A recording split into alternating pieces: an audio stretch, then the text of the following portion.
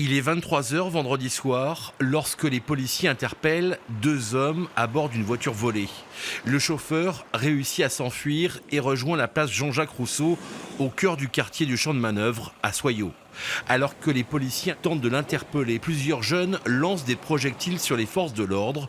Parmi eux, de nombreux mineurs. Un fait récurrent selon certains représentants de policiers. On rappelle que les policiers sont protégés de par leur statut de dépositaire de l'autorité publique. Et encore une fois, c'est pas appliqué. Mais c'est pas qu'Angoulême, c'est national. Donc le problème, c'est qu'encore une fois, la réponse pénale n'est pas là, malgré la demande du parquet, malgré le boulot des enquêteurs.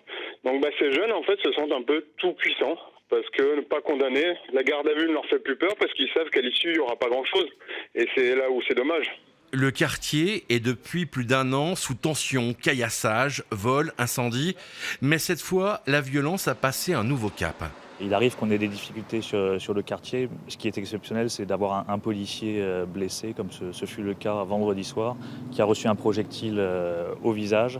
Et il est malheureusement blessé et arrêté médicalement suite à des lésions à un œil. Donc ça, c'est effectivement, fort heureusement, assez rare.